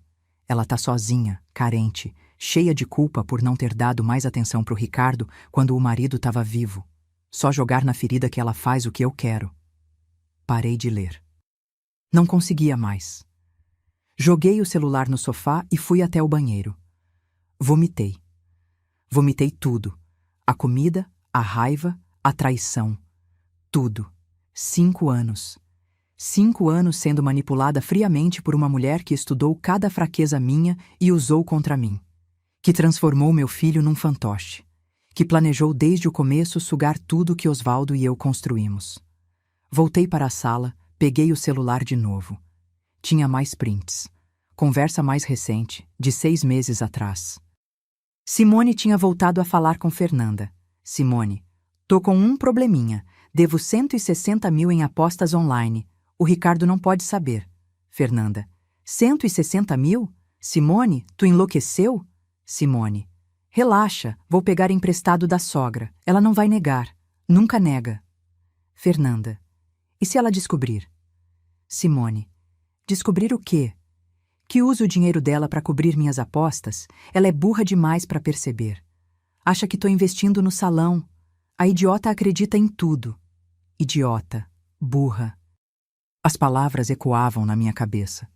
Era assim que ela me via, como gado de corte esperando para ser abatido. Liguei para Beatriz. Eram 11 da noite, mas não me importei. Teresa? Que foi? Você precisa ver uma coisa. Agora. Mandei todos os prints para ela. Ouvi o silêncio enquanto ela lia. Meu Deus do céu! A voz dela estava tensa. Teresa, isso é premeditação, isso é estelionato afetivo. Eu sei o que é. Minha voz saiu oca. É a prova de que eu passei 5 anos sendo feita de idiota. Não, você passou 5 anos sendo vítima de uma sociopata. Beatriz respirou fundo. Teresa, a gente precisa mostrar isso para o Ricardo. Ele não vai acreditar. Vai ter que acreditar. São provas, não opiniões. Ela fez uma pausa. E tem mais. Eu continuei investigando as dívidas dela. Consegui contato de um dos agiotas que ela deve. Agiotas? Senti o sangue gelar. Não são só dívidas de banco. Ela pegou dinheiro com gente perigosa. E eles estão cobrando, com juros. A dívida original era de 80 mil. Agora está em 230 mil. 230 mil reais. Com agiotas. Gente perigosa. Meu Deus! E o Ricardo? E as crianças? Exatamente por isso que você precisa mostrar tudo para ele. Agora, essa mulher não é só manipuladora. Ela é perigosa. E sua família está em risco real. Desliguei e fiquei olhando para o celular. Dentro dele, todas as provas, todas as conversas. A verdade nua e crua sobre quem Simone realmente era. Mas mostrar para Ricardo significava destruir o casamento dele. Significava quebrar a ilusão que ele construiu sobre a mulher que amava. Significava virar o vilão da história aos olhos dele, pelo menos no começo. Mas não mostrar significava deixar meu filho e meus netos nas mãos de uma mulher que via todos eles como meio para um fim. Como peças num tabuleiro do jogo cruel dela. Não tinha escolha. Não mesmo. Peguei o telefone e liguei para Ricardo. Ele atendeu no terceiro toque. Voz embargada, como se estivesse chorando. Mãe! Preciso te ver. Amanhã. Aqui em casa, sem a Simone. Mãe, se for para brigar de novo, não é briga. Minha voz estava firme, mas meu coração estava aos pedaços. É verdade. E você precisa ver com seus próprios olhos antes que seja tarde demais. Silêncio longo. Tarde demais para quê? Para salvar o que ainda dá para salvar. 9 da manhã, Ricardo. Não se atrase. E pelo amor de Deus, não conta para ela que vai vir aqui. Desliguei antes que ele pudesse responder. Aquela noite não dormi. Fiquei relendo cada print, cada conversa, cada palavra venenosa. Tentando entender como não vi antes, como fui tão cega. Mas não fui cega. Fui humana. Fui mãe querendo acreditar no melhor. Fui viúva sozinha procurando família. Fui mulher criada para ser generosa, para dar chances, para perdoar. E ela usou cada pedaço disso contra mim. Mas agora eu tinha as armas. Tinha a verdade. E a verdade, por mais que doa, por mais que destrua, é a única coisa que realmente liberta. Quando o sol nasceu naquela quinta-feira, eu estava sentada na varanda com uma xícara de café frio nas mãos, olhando a cidade acordar. E pensei, hoje muda tudo. Hoje Ricardo vai descobrir quem ele realmente casou. E nada vai ser como antes. A campainha tocou exatamente às 9, pontual como sempre ensinei. Pelo menos isso ele ainda era. Abri a porta. Ricardo estava pior do que na última vez. Olhos vermelhos, roupa amassada, barba de dias. Entra! Ele entrou e quando viu meu notebook aberto na mesa da sala, cheio de prints impressos e espalhados, parou. Mãe, o que é isso? Senta, filho. Minha voz saiu mais gentil do que eu esperava. e respira fundo, porque o que você vai ver agora vai mudar tudo. E então, com o coração sangrando, mas a consciência tranquila, comecei a mostrar para meu filho a verdade sobre a mulher que dormia ao lado dele toda a noite. A mulher que tinha nos destruído aos poucos, friamente, metodicamente. E enquanto ele lia, enquanto via as provas irrefutáveis, eu vi o momento exato em que seu mundo desabou. Você já descobriu uma traição tão profunda que mudou sua realidade inteira? Já teve que escolher entre proteger alguém da verdade ou libertá-lo com ela? Continue, porque o que aconteceu depois dessa revelação foi além de qualquer coisa que eu pudesse imaginar. Ricardo pegou o primeiro print com mãos tremendo. Li junto com ele, mesmo já tendo decorado cada palavra. Vi seu rosto mudar de cor, do pálido para o vermelho, do vermelho para o branco. Isso não pode ser verdade. A voz dele saiu fraca, quase um sussurro. É verdade, filho, cada palavra. Ele pegou outro papel, depois outro. Seus olhos corriam pelas frases, e eu via o momento exato em que cada uma atingia o alvo. Era como assistir alguém sendo esfaqueado em câmera lenta. O idiota tem uma mãe viúva rica. Ele leu em voz alta, a voz quebrando. Vou me casar e garantir meu futuro. Continue lendo, falei baixinho. Não tinha prazer naquilo, só dor. A dor de uma mãe vendo o filho acordar para uma realidade cruel. Ricardo passou para a próxima conversa. E para a próxima. Quando chegou nas mensagens sobre as apostas online, ele soltou os papéis. Eles caíram no chão feito folhas mortas. 160 mil em apostas. Ele falou para o nada, para o ar. Ela me disse que o dinheiro era para o salão. Eu acreditei, Levantou de repente. Começou a andar pela sala. Mãos na cabeça, respiração acelerada. Reconheci os sinais de um ataque de pânico começando. Ricardo, respira. Fui até ele, segurei seus ombros. Olha para mim. Respira. Ele olhou nos meus olhos e vi meu menino ali. O garotinho de 5 anos que acordava de pesadelo e corria para meu quarto. O adolescente que chorou no meu colo quando a namorada terminou. Meu filho. Mãe, eu não sabia. Eu juro que não sabia de nada disso. Eu sei, filho. E era verdade. Dava para ver que ele estava tão perdido quanto eu estive. Ele se soltou de mim, pegou mais prints do chão. Leu as partes sobre mim, sobre como ela me via, sobre como me manipulava.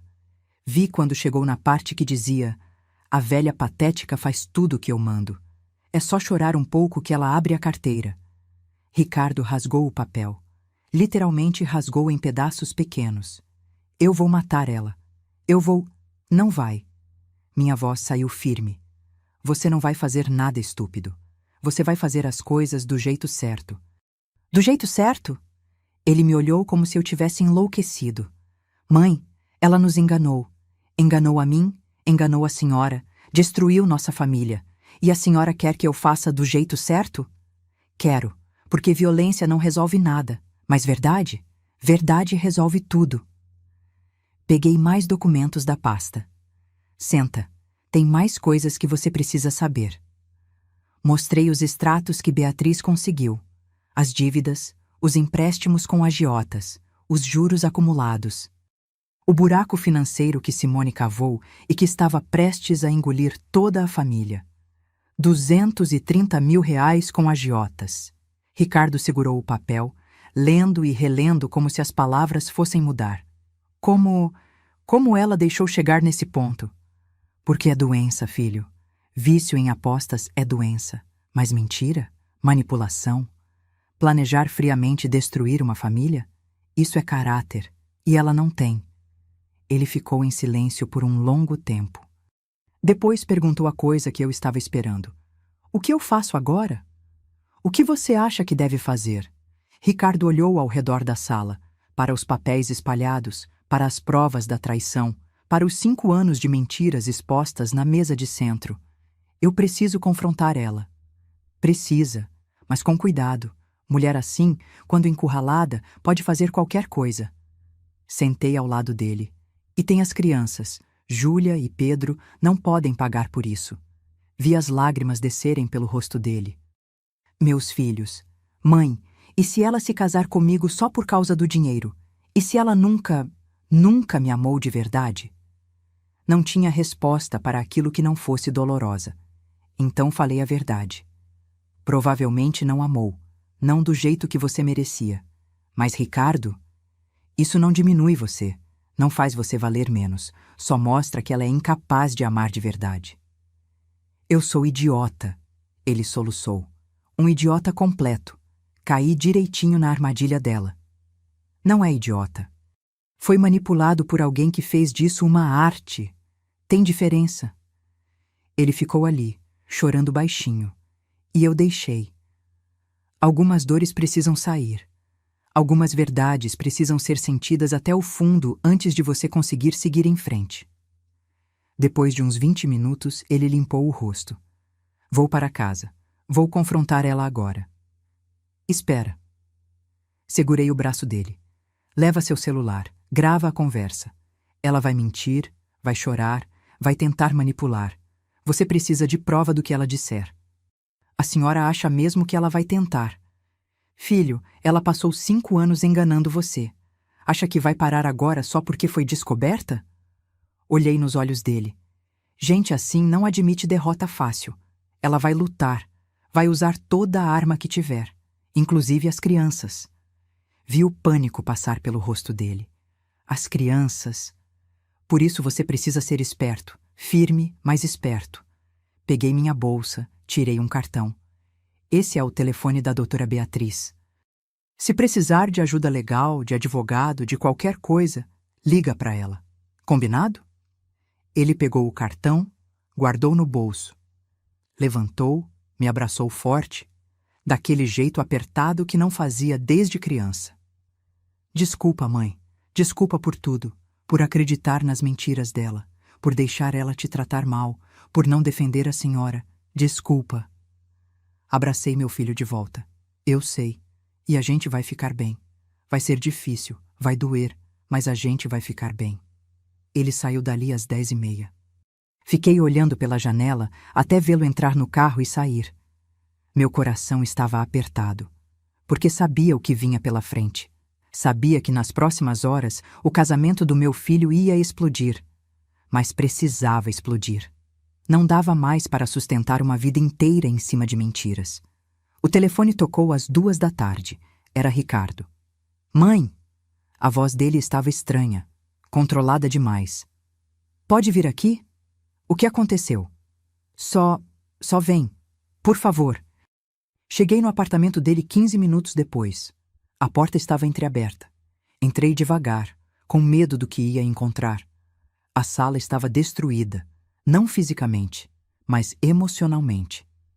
Simone estava sentada no sofá, a maquiagem borrada, olhos vermelhos. Ricardo estava em pé perto da janela, rígido como estátua. Teresa! Simone olhou para mim e pela primeira vez em 5 anos vi medo real no rosto dela. Eu posso explicar tudo. Não tenho que explicar. Ricardo se virou. Sua voz estava fria, morta. Ela confessou tudo, tudo. Simone levantou de repente. Ele está mentindo. Ele está manipulando a história para fazer eu parecer. Eu gravei! Ricardo gritou. O grito foi tão alto que Júlia e Pedro apareceram na porta do quarto assustados. Corri até eles, abracei os dois. Vem com a vovó, vamos para o quarto, tá bom? Levei as crianças de volta, coloquei um desenho, fechei a porta. Mas ainda dava para ouvir as vozes da sala, os gritos, as acusações. O casamento de 5 anos desmoronando em tempo real. Quando voltei, Simone estava de joelhos no chão, segurando as pernas de Ricardo. Por favor, eu posso mudar. Eu vou devolver tudo para sua mãe. Eu vou parar de apostar. Eu vou... Vai sair da minha casa! Ricardo a empurrou e ela caiu de costas. Agora! Simone olhou para ele, depois para mim, e viu o exato momento em que a máscara caiu completamente. Os olhos dela ficaram frios, calculistas, perigosos. Você vai se arrepender disso. Ela levantou, alisou a roupa. Eu vou levar as crianças. Vou pedir tudo no divórcio. Vou destruir vocês dois na justiça. Tenta. Ricardo jogou um pendrive na mesa. Tenho tudo gravado. Cada confissão, cada mentira. E a gente tem os prints, tem as provas das dívidas, tem tudo. Vi o desespero passar pelo rosto dela por uma fração de segundo, mas ela recompôs rápido. Essas crianças são minhas tanto quanto suas. Você não pode me impedir de... Pode ficar com elas. A voz de Ricardo estava quebrada. Até amanhã, depois a gente resolve a guarda. Mas você sai dessa casa hoje, agora. Simone pegou a bolsa, caminhou até a porta, parou, virou para mim. Isso é culpa sua, Teresa. Você nunca me aceitou. Sempre quis destruir meu casamento. Agora conseguiu. O veneno na voz dela era palpável. Não. Minha voz saiu calma, firme. Você destruiu seu próprio casamento no dia que decidiu que pessoas são recursos, não seres humanos. No dia que transformou o amor em negócio. Você fez isso sozinha. Ela cuspiu no chão. Literalmente. E saiu batendo a porta. O silêncio que ficou era pesado. Ricardo desabou no sofá, a cabeça entre as mãos. E agora? Ele perguntou para ninguém. Agora? Sentei ao lado dele. Agora a gente reconstrói, aos poucos, um dia de cada vez. Mas o que nenhum de nós sabia ainda é que Simone não ia aceitar a derrota tão fácil, que ela tinha mais um truque na manga. E que as próximas semanas seriam as mais difíceis de todas, porque quando um castelo de cartas desmorona, os estilhaços machucam todo mundo ao redor. Você já viu alguém desmoronar quando a verdade finalmente aparece? Já precisou ser forte por quem você ama quando o mundo dele cai? Fica comigo, porque o que Simone fez depois de sair daquele apartamento quase destruiu tudo o que restava. Os 3 dias seguintes foram os mais tensos da minha vida. Ricardo ficou no apartamento com as crianças, trancado, processando a explosão do casamento. Simone sumiu. Não atendia telefone, não respondia mensagem, simplesmente evaporou. Isso me preocupa, falei para Beatriz na quarta-feira de manhã. Gente assim não some quieta, está planejando alguma coisa. Concordo, já pedi para meu investigador ficar de olho. Se ela aparecer, a gente fica sabendo. Mas quem apareceu primeiro foi a polícia. Era sexta-feira, 7 da manhã. Eu estava tomando café quando a campainha tocou. 2 policiais na porta, semblante sério. Teresa Mendonça! Meu coração disparou. Sim, sou eu. Aconteceu algo? A senhora precisa nos acompanhar até a delegacia. Há uma acusação contra a senhora. Acusação? O mundo girou. De quê? Apropriação indébita e coação moral. A denunciante é Simone Cardoso de Almeida. Simone. Claro. A cobra venenosa estava dando o bote final. Liguei para Beatriz no caminho para a delegacia. Ela me denunciou. Apropriação indébita e coação moral. Essa desgraçada. Ouvi Beatriz batendo em algo, provavelmente a mesa. Não fala nada sem eu chegar aí. Nada. Você me ouve? Ouço. Na delegacia, me colocaram numa sala gelada para esperar. Mãos suando, coração aos pulos. Aos 68 anos, pela primeira vez na vida, eu estava sendo tratada como criminosa. Beatriz chegou como furacão 20 minutos depois. Entrou na sala, me abraçou rápido e sussurrou. Calma. Respira. A gente tem as provas todas. O delegado, um homem de uns 50 anos com cara de cansado da vida, nos recebeu. Dona Teresa, a senhora está sendo acusada de apropriar-se indevidamente de valores que pertenciam à denunciante, além de coagir psicologicamente a mesma após descoberta de suposto relacionamento entre ela e seu filho. Beatriz bateu a pasta na mesa antes que eu pudesse responder. Delegado, com todo respeito, essa denúncia é falsa, e posso provar. Ela abriu a pasta. Despejou na mesa todos os comprovantes, todos os prints, todas as conversas. O delegado pegou os óculos e começou a ler.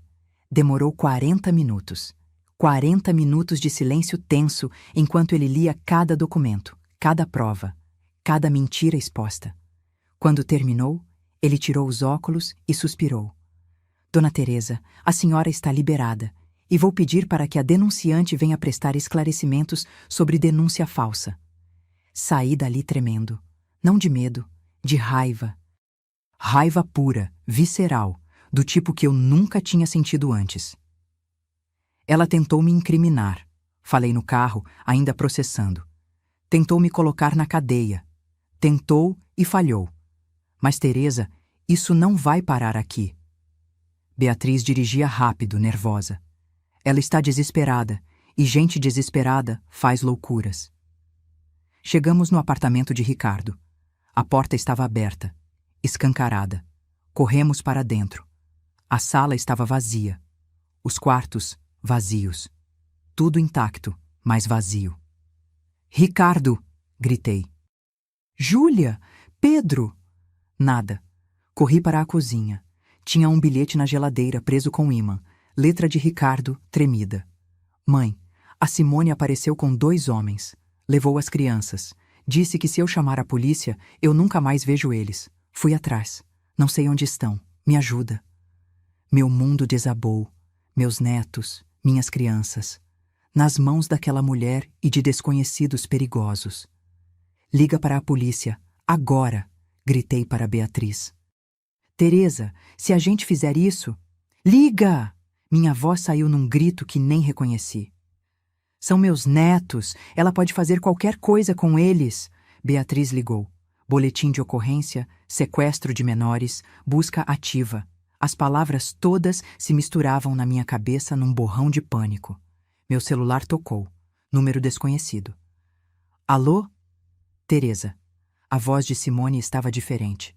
Embriagada, talvez, ou drogada. Você destruiu minha vida. Agora eu vou destruir a sua. Onde estão as crianças? Tentei manter a voz firme, mas ela tremeu. Em lugar seguro, por enquanto. Ela riu. Uma risada aguda, quase histérica. Sabe quanto os agiotas estão cobrando agora? 250 mil, com juros de ontem. Você vai me dar esse dinheiro. Simone, escuta. Não! Você escuta!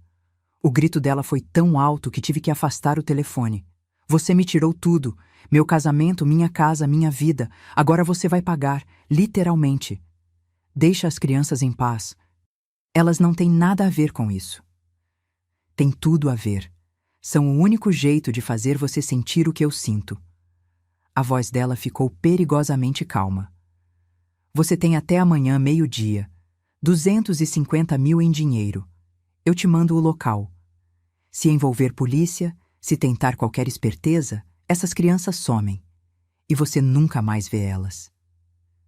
A ligação caiu. Fiquei parada, o celular na mão, incapaz de processar o que tinha acabado de ouvir. Meus netos, sequestrados, usados como moeda de troca. A gente precisa rastrear esse número. Beatriz já estava ligando para alguém. Agora. As próximas horas foram um borrão. Polícia indo e voltando. Ricardo apareceu às 3 da tarde. Destruído. Tinha procurado em todos os lugares que conhecia. Perguntado para todos os amigos do casal. Nada. Meus filhos. Ele chorava no meu ombro. Mãe, meus bebês. O que ela vai fazer com eles? Não tinha resposta. Só podia abraçá-lo e rezar. A polícia rastreou o número. Celular pré-pago, comprado há 2 dias, sem como rastrear localização precisa. Mas conseguiram triangular a última torre, região de Guarulhos, perto de um conjunto de galpões abandonados. Vamos fazer uma varredura na área, o delegado explicou. Mas preciso que vocês entendam. Se ela está com um comparsa perigoso, qualquer movimento errado pode colocar as crianças em risco.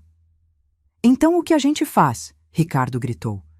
Fica parado esperando ela matar meus filhos? A gente age com inteligência. O delegado era firme, mas não ríspido, e rezamos para ela ser mais esperta do que desesperada. Aquela noite foi a mais longa da minha vida. Sentada na sala com Ricardo, os dois sem conseguir dormir, só esperando. Esperando o telefone tocar. esperando notícias, esperando qualquer coisa. Às 5 da manhã, meu celular apitou. Mensagem de número desconhecido. Rua dos Metalúrgicos, 847. Galpão Azul. Meio-dia, sozinha. Dinheiro na mochila. Sem polícia ou as crianças morrem. Mostrei para Beatriz, que tinha passado a noite conosco. Ela fotografou a mensagem, mandou para a polícia. Você não vai sozinha, ela disse. Vou. Se for a única forma de ter meus netos de volta, vou. Teresa. Não discute comigo nisso. Olhei para ela, para Ricardo, para os policiais na sala. Eu criei um filho sozinha. Enterrei meu marido. Sobrevivi 5 anos de manipulação. Eu aguento mais isso. Mas não sabia se aguentava. Não sabia de nada. Só sabia que Júlia e Pedro estavam em perigo, e eu faria qualquer coisa, para trazê-los de volta. Às 8 da manhã, fui no banco. Retirei 250 mil reais. O gerente olhou assustado. Dona Teresa, isso é muito dinheiro em espécie. A senhora tem certeza? Absoluta. Coloquei tudo numa mochila preta. Dinheiro pesado. Pesado como minha consciência, como meu medo, como meu desespero. Às 11 estava pronta. Ricardo queria ir comigo.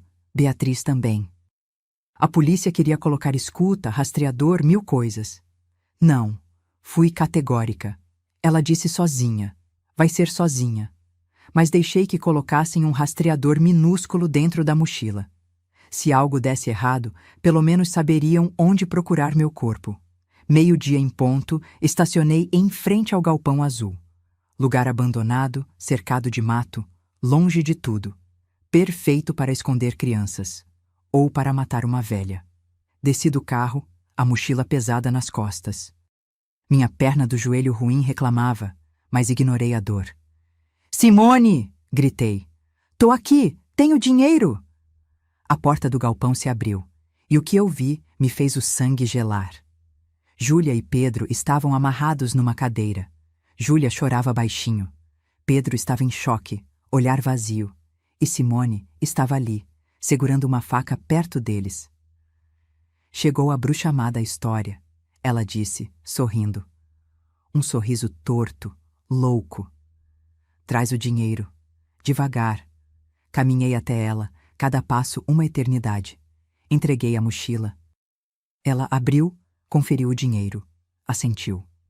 Agora solta as crianças, falei, tentando manter a voz calma. Solta? Ela riu. Teresa, Teresa, você realmente acha que é só sobre dinheiro? E foi aí que percebi. Ela não ia soltar as crianças. Nunca foi sobre dinheiro. Era sobre destruir, sobre vingança, sobre arrastar todo mundo para o inferno com ela. Vi o brilho da faca se levantar, vi Simone se mover em direção às crianças, e pela primeira vez na vida, não pensei, só agi. Me joguei na frente deles, senti a lâmina entrar, fria, afiada, doeu menos do que eu imaginei. Ou talvez a adrenalina estivesse bloqueando a dor. Ouvi gritos, sirenes, passos correndo, a polícia tinha seguido, claro que tinha. Rastreador na mochila. Caí no chão. Júlia e Pedro choravam. Ricardo gritava meu nome. E eu? Eu só pensava, valeu a pena, minhas crianças estão salvas, valeu a pena. A última coisa que vi antes de desmaiar foi Simone sendo jogada no chão, algemada, gritando como animal ferido. E então, escuridão. Você já arriscou tudo por quem ama? Já olhou a morte nos olhos para proteger sua família? A história ainda não acabou. Porque quando acordei naquele hospital, descobri que nem tudo estava perdido. E que, às vezes, a justiça vem de formas que a gente nunca espera.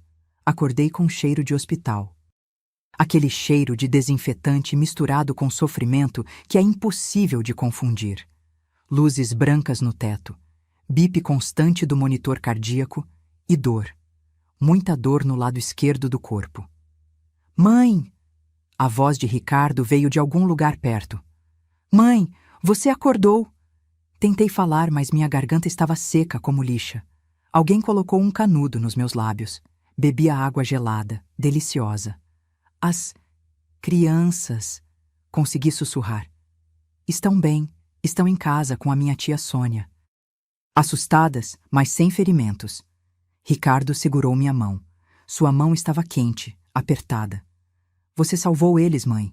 Você salvou meus filhos. As memórias voltaram em flashes. O galpão, a faca, Simone. Me joguei na frente. A dor. Simone, presa. A voz de Beatriz veio do outro lado. Ela estava ali também, cabelo desarrumado, roupa amarrotada. Tentativa de homicídio, sequestro, extorsão, porte ilegal de arma. Vai ficar muito tempo longe de vocês. Fechei os olhos, aliviada. Depois perguntei. Quanto tempo eu... 3 dias. Ricardo apertou minha mão. Você perdeu muito sangue. A faca pegou perto do fígado. Tiveram que operar 2 vezes. 3 dias. Tinha dormido 3 dias enquanto o mundo continuava girando. Os agiotas? A polícia pegou 2 deles quando foram buscar o dinheiro no esconderijo que Simone indicou para não pegar mais tempo de cadeia. Beatriz sorriu. Primeira vez que eu via ela sorrir de verdade em semanas. O esquema todo está sendo investigado. Dezenas de vítimas como ela. Pessoas desesperadas que caíram na armadilha das apostas online. E Ricardo? Olhei para meu filho. Ele estava pálido, magro, com olheiras profundas, mas tinha algo diferente no olhar, algo mais forte. Como você está? Ele soltou uma risada curta, sem humor. Destruído, envergonhado, com raiva, mas vivo e grato, muito grato. As lágrimas desceram. Você quase morreu por causa dos meus filhos, mãe. Você se jogou na frente de uma faca. Faria de novo. E era verdade. 1000 vezes faria de novo. Fiquei mais 6 dias no hospital. Nesse tempo, muita coisa aconteceu lá fora. A história vazou para a imprensa. Avó heróica salva netos de mãe sequestradora, estampou os jornais. Meu rosto, pálido e cansado, nas capas. Não queria fama, nunca quis. Mas a exposição trouxe algo inesperado. Outras mulheres começaram a me procurar. Mulheres que também tinham sido manipuladas por noras, por filhas, por parentes. Mulheres que tinham perdido patrimônio, dignidade, vida, porque não conseguiram dizer não. Você deu voz para a gente. Uma senhora de 70 anos me disse quando fui visitá-la depois que saí do hospital. Ela tinha perdido a casa para a filha viciada em drogas. A gente sempre acha que é nossa obrigação aguentar tudo. Você mostrou que não é. 3 meses depois da facada, eu estava na varanda do meu apartamento, tomando chá de camomila, quando Ricardo apareceu com as crianças. Júlia correu para mim, me abraçou com cuidado para não machucar meu lado. Vovó, trouxe desenho para você. Era um desenho de nós 3, ela, Pedro e eu. Corações vermelhos ao redor. Eu amo vovó, escrito com letra torta de criança de 4 anos. Coloquei o desenho na geladeira com aquele ímã em forma de coração que minha mãe me deu. Ao lado dele, uma foto nossa de quando eram bebês. Minha nova galeria de arte. Pedro estava mais quieto. Sentou ao meu lado, encostou a cabeça no meu braço. Vovó, você ficou com medo? Fiquei, meu amor, muito medo. Mas você foi mesmo assim. Porque o amor é maior que o medo, Pedro. Sempre. Ricardo ficou na porta, observando. Quando as crianças foram brincar no quarto, ele sentou comigo. Vendi o apartamento, ele disse sem rodeios. Não dava mais para morar lá. Muitas memórias ruins. E para onde vão? Comprei um menor, 2 quartos mais perto do trabalho das crianças. Ele respirou fundo. E pedi demissão. Arrumei emprego em outra empresa. Salário menor, mas sem as pressões de antes. Preciso recomeçar, mãe. Do zero. E as dívidas? Vendendo o apartamento, consegui pagar os agiotas que a polícia não pegou. Fiz acordo com o banco. Vou pagar em 10 anos, mas vou pagar. Cada centavo. Ele olhou para mim. E mãe, sobre os 183 mil que eu te devo... Levantei a mão, interrompendo. Esquece. Mãe, eu disse esquece. Não quero seu dinheiro, Ricardo. Nunca quis, só queria respeito. Só queria ser vista como pessoa, não como banco. Segurei a mão dele. Você está recomeçando. Seus filhos precisam de pai presente, não de pai afogado em dívidas.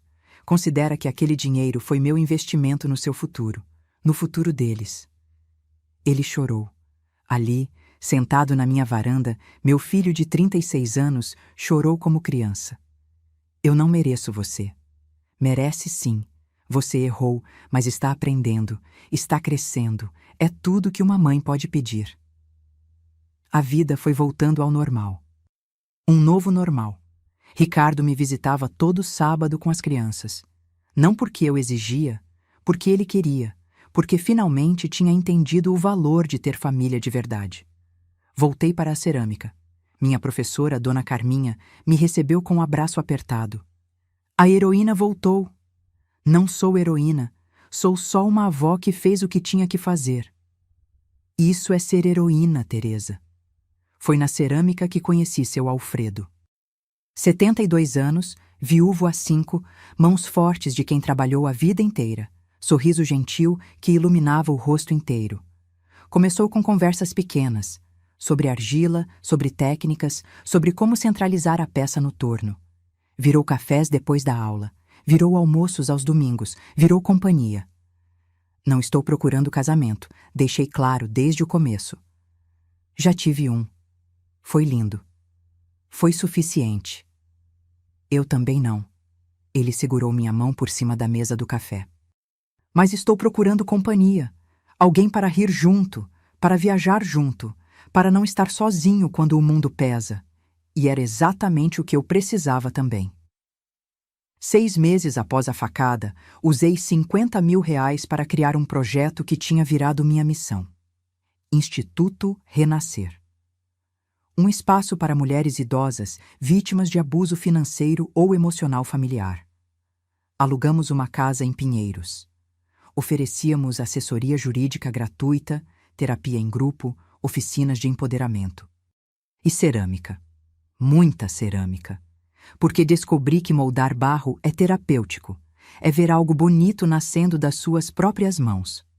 A primeira turma teve 12 mulheres, todas com histórias parecidas. Filhos que roubaram, noras que manipularam, genros que exploraram, famílias que sugaram até não sobrar nada. Vocês não estão sozinhas, falei na primeira reunião. E vocês não são culpadas. Generosidade não é fraqueza. Amor não é passaporte para abuso. Vi muitas delas chorarem de alívio. De serem finalmente ouvidas, finalmente validadas. 1 ano depois do almoço fatídico, no aniversário de Ricardo, fizemos uma festa pequena. Só família real. Eu, Ricardo, as crianças, minha tia Sônia, Beatriz, Eduarda, Luísa e Alfredo, que já fazia parte do grupo. Ricardo fez questão de fazer o bolo. Chocolate com doce de leite, a receita que eu fazia quando ele era criança. Aprendi pelo YouTube, ele brincou. Não ficou igual ao seu, mas tentei. Provei. Estava torto, a cobertura derretida, mas o sabor estava perfeito. Ficou maravilhoso, filho. Mentirosa. Ele riu, mas estava feliz, genuinamente feliz. Júlia e Pedro me deram um presente. Uma peça de cerâmica que fizeram comigo na semana anterior. Um vaso torto, pintado de cores berrantes, com vovó escrito do lado. É o vaso mais bonito que já vi na vida, falei. E era verdade. Naquela noite, quando todos foram embora e fiquei sozinha na varanda, olhei para o colar de pérolas que minha mãe me deu no casamento. Estava usando ele pela primeira vez em anos. Tinha guardado num cofre, achando que não merecia usar algo tão valioso. Mas agora entendia. Eu sempre mereci. Sempre fui valiosa. Só tinha esquecido disso por um tempo. Peguei o caderno marrom. Aquele mesmo que usei para anotar 3 anos de humilhações. Abri numa página em branco e escrevi: Hoje faz 1 ano que minha vida explodiu.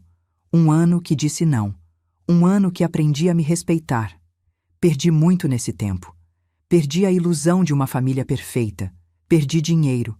Quase perdi a vida. Mas ganhei mais. Ganhei minha dignidade de volta. Ganhei o respeito do meu filho. Ganhei a paz de dormir sabendo que não sou capacho de ninguém. Simone está presa. Vai ficar lá por muito tempo. Parte de mim sente pena, mas só parte pequena. Porque o que ela fez foi escolha. Ela escolheu manipular, escolheu destruir, escolheu o mal. Eu escolhi diferente. Escolhi o amor próprio primeiro, e depois o amor verdadeiro pelos que merecem. Meu filho está reconstruindo a vida. Meus netos estão felizes. E eu estou viva. Completamente, profundamente viva. Demorei 68 anos para aprender que não se pode amar ninguém se você desaparece no processo. Que limites não são egoísmo. Que dizer não é autocuidado. Que você pode ser generosa sem ser idiota. Para quem está lendo isso e se vê na minha história, você não está sozinha. E você não é errada por querer respeito, por querer dignidade, por querer ser tratada como pessoa, não como recurso. Levanta, olha no espelho e lembra, você é preciosa. Você sempre foi, só tinha esquecido. E quando você lembrar, quando finalmente acordar e se respeitar, o universo inteiro se reorganiza ao seu redor. Nem sempre é bonito, às vezes dói.